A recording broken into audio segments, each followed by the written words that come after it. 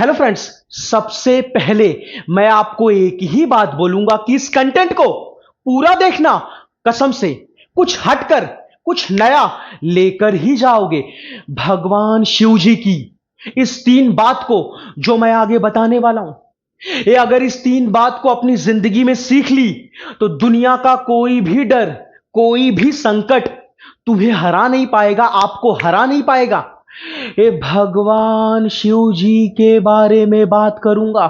ये उनकी जिंदगी के ऐसे सच और फैक्ट के बारे में बात करूंगा जो प्रैक्टिकल है, जो साइंटिफिक है। मैं आंख बंद करके विश्वास करने वाली बातों की बात नहीं करूंगा। ये जो फैक्ट है, जो साइंटिफिकली ट्रू है, प्रूव्ड है, ये मैं उसके बारे में बात करूंगा। शिव जी सबसे पहली चीज जो सिखाते हैं कि साक्षी भाव में जियो। ये साक्षी भाव में जीने का मतलब जिंदगी को जियो, ये लेकिन उसे पकड़ो मत। भगवान शिव जी क्लियर कट इस बात को समझते हैं कि भाई एक दिन इस दुनिया का विनाश होगा, एक दिन हर चीज खत्म हो जाएगी। ये संहार यानी विनाश, ये सृष्टि का नियम है। इस चीज को वो गहराई से समझते हैं, इसीलिए वो किसी भी चीज को पकड़ते नहीं, बस उसे देखने का अभ्यास करते हैं, सिर्फ उसे देखते रहते हैं। ये न कोई सवाल, न कोई जवाब, न कोई बहस, न तो खुद को सिद्ध करना, न तो दूसरों को गलत सिद्ध करना। जो चीज जैसी है उसे वैसा ही एक्सेप्ट करते, स्वीकार करते।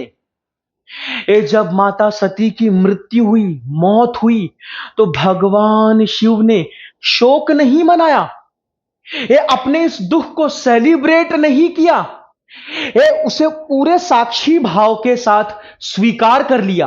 ये बिना कोई बहस किए, बिना कोई सवाल किए, ना कोई जवाब दिए, सती माता सती की मौत को स्वीकार कर लिया पूरे साक्षी भाव के साथ। सृष्टि के प्रलय के समय भी भगवान शिव जी पूरे साक्षी के भाव के साथ इस प्रलय को देखते हैं। भगवान शिव जी को गहरी समझ है, गहरा बोध है कि प्रलय और निर्माण, यानी निर्माण और विनाश, ये तो सृष्टि का नियम है। क्रिएशन और डिस्ट्रक्शन, ये तो पृथ्वी का, ये तो अर्थ का नियम है, ये तो ब्रह्मांड का नियम है। अगर निर्माण हुआ है तो विनाश होगा ही, और अगर विनाश होगा तो फिर से निर्माण होगा ही। ये तो सृष्टि का चक्र है, ये तो सर्कल है। तो इसकी गहरी समझ, इसका गहरा बोध भगवान शिव को है, इसीलिए ये किसी भी चीज को पकड़ते नहीं है। जो चीज जैसी है उसे वैसा ही देखते हैं।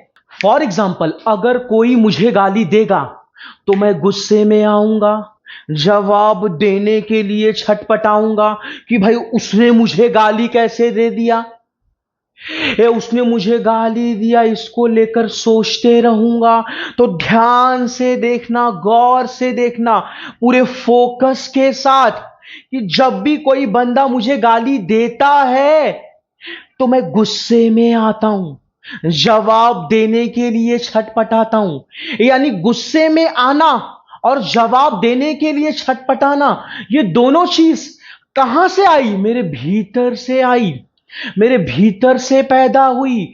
ये दोनों भावनाएं मेरी ही है, ध्यान देना। और ये दोनों भावनाएं, गुस्से की भावनाएं, जवाब देने के लिए छटपटाना, विचारों के जालों में फंस जाना, ये दोनों चीज मेरी ही भावनाएं हैं, और यही मेरी भावनाएं मुझे पीड़ा देंगी। ये सामने वाले ने गाली दिया, वो तो गाली देकर चला गया, हट गया, उसकी गाली मुझे नुकसान पहुंचा नहीं सकती, मुझे पीड़ा दे ही नहीं सकती। ये जो गुस्से में आना, जवाब देने के लिए छटपटाना, हीन भावना में आ जाना, ये उसने मेरी बेइज्जती कर दी, ये सब भावनाएं यही मुझे तकलीफ देंगी। तो इन भावनाओं को पकड़ना ही नहीं है, पहली बार में ही नहीं पकड़ना है, इन्हें गौर से ध्यान से देखना है, इन्हें छूना ही नहीं है। कोई सवाल नहीं, कोई जवाब नहीं, कोई बहस नहीं, कुछ भी नहीं करना है। अगर इसे पहली बार में पकड़ लोगे तो फिर विचारों का जाल पैदा होगा और चिंता के जाल में फंस जाओगे। इसे पहली बार में ही अगर छोड़ दोगे, ध्यान से देखोगे, तो ये वहीं तुरंत खत्म हो जाएगा और आपके मन के भीतर शांति पैदा हो जाएगी। आप विचारों के जाल से निकल जाओगे, वर्तमान पर फोकस करने लगोगे, कर्म पर ध्यान देने लगोगे। इसे कहते हैं साक्षी भाव। यही साक्षी भाव भगवान शिव जी सिखाते हैं। शिव जी सिखाते हैं कि डर से लड़ो, उससे भागो मत। भगवान शिव जी शरीर पर भस्म लगाते हैं क्योंकि उन्होंने मौत को, मृत्यु को स्वीकार कर लिया है। बिना डरे मौत से बड़ा डर और क्या हो सकता है। तो ध्यान देना, जिंदगी का कितना भी बड़ा डर हो तो सबसे पहली चीज, उससे भागो मत। अगर आप भागोगे, आप सोचोगे अरे मेरे साथ ऐसा नहीं होना चाहिए, अरे ये मेरे साथ कैसे हो सकता है, अरे हट ये तो होगा ही नहीं, नहीं, आप उससे भाग रहे हो। अगर डर आ रहा है, आपको सता रहा है, तो भागो मत। अरे होगा तो होगा, हो जाने दे। पूरी तरह से, कंप्लीटली, एब्सोल्यूटली, ये पूरी तरह से उसे स्वीकार करो। डर का पहली बार में पूरी ऊर्जा के साथ, पूरे साहस के साथ स्वीकार करो। और जैसे ही धीरे धीरे डर कमजोर होने लगेगा तो फिर धीरे धीरे साक्षी भाव में आकर, गौर से देखते हुए धीरे धीरे उसे स्वीकार करो।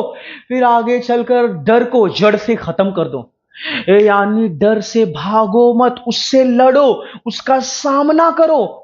शुरुआत में जब डर बड़ा होता है तो शुरुआत में आपको सामना करना पड़ेगा, साहस दिखाना पड़ेगा, फेस करना पड़ेगा। फिर धीरे धीरे जैसे ही डर कमजोर होगा तो फिर उसे स्वीकार करो, एक्सेप्ट करो, पूरी तरह से साक्षी भाव में आकर उसे स्वीकार करो, लेकिन डर से भागो मत। भगवान शिव जी ने मौत जैसे बड़े डर को भी स्वीकार कर लिया, तो भाई जिंदगी का कोई भी डर है उसे स्वीकार कर लोगे तो ऑन दी स्पॉट मन भीतर से शांत हो जाएगा। मन भीतर से शांत हो जाएगा। और एक चीज और, डर को स्वीकार करने का मतलब यह नहीं कि वो चीज हो ही जाएगी। बात समझ रहे हो कि नहीं। ये बहुत सारे ऐसे डर होते हैं जो फालतू डर होते हैं, वो हमारे मन के भीतर के डर होते हैं, बट भविष्य में वैसा कभी कुछ होता नहीं है। तो ध्यान देना, होगा तो होगा, स्वीकार कर लो उसे। जब आप स्वीकार कर लेते हो तो डर गायब होता है, आप भीतर से शांत हो जाते हो, अपने कर्म को करने लगते हो, आगे बढ़ने लगते हो। समझे कि नहीं समझे। तो इस चीज को समझो, डर का सामना करो, उसे फेस करो। ये डर से भागो मत। डर से भागोगे तो डर और मजबूत होगा। तो ध्यान देना, तीसरी चीज यही है कि साक्षी भाव पैदा करने के लिए मुझे क्या करना है। उसके लिए मुझे मेडिटेशन करना है, ध्यान करना है। आसान नहीं है, कठिन है, लेकिन धीरे धीरे इसका अभ्यास किया जाएगा तो एट द एंड हम इसे सीख सकते हैं। मेडिटेशन के जरिए साक्षी भाव हम सीखेंगे, सिर्फ मेडिटेशन के जरिए नहीं, मेडिटेशन के साथ साथ सेल्फ ऑब्जर्वेशन, ये खुद से प्रश्न करना, खुद से ही जवाब मांगना, ये खुद को पढ़ना, अपने व्यवहार को, अपने विचार को, अपनी भावनाओं को पढ़ना। कब ये हमें तकलीफ देती है, कब ये हमें शांत करती है, कब ये हमें तकलीफ देती है, इसे पढ़ना, इसे समझना, इसकी गहरी समझ और गहरी बोध पैदा करना। तो ध्यान देना, ये सब कैसे पॉसिबल होगा। तो पहला, जब मैं ध्यान करूंगा तभी साक्षी भाव पैदा होगा, लेकिन सिर्फ और सिर्फ ध्यान करने से नहीं, ध्यान करने के साथ साथ गहरी समझ और गहरा बोध। और गहरी समझ और गहरा बोध कैसे पैदा होगा। जब मैं सेल्फ ऑब्जर्वेशन करूंगा, खुद को पढ़ूंगा, खुद के व्यवहार को, खुद के विचारों को, खुद की भावनाओं को जब पढ़ूंगा, समझूंगा ये मुझे कब तकलीफ देती है, कब नहीं देती है। तो जब इसे समझ जाऊंगा तो गहरा बोध, गहरा भाव पैदा होगा। और अपने आप मैं साक्षी भाव सीखने लगूंगा, चीजों को छोड़ने लगूंगा, चीजों को छोड़ते हुए भी जिंदगी मस्त में जीने लगूंगा, आगे बढ़ने लगूंगा। कोई भी चीज मुझे निराश नहीं करेगी, विचारों के जाल में फंसूंगा नहीं और वर्तमान में लगे रहूंगा, कर्म करते रहूंगा, आगे बढ़ते रहूंगा पूरी शांति से, पूरी शांति से, पूरी खुशी से। तो ध्यान देना। तो भाई साक्षी भाव पैदा होगा ध्यान से, मेडिटेशन से, और खुद से प्रश्न करने पर, खुद से जवाब मांगने पर, सेल्फ ऑब्जर्वेशन करने पर। फ्रेंड, अगर आपको ये कंटेंट जरा सा भी अच्छा लगा तो प्लीज सबसे पहले चैनल को सब्सक्राइब करो और एक छोटा सा कमेंट जरूर करो। और आपको अगली वीडियो किस टॉपिक पर चाहिए, उसके लिए एक छोटा सा कमेंट करो कि आपको कौन सा टॉपिक चाहिए।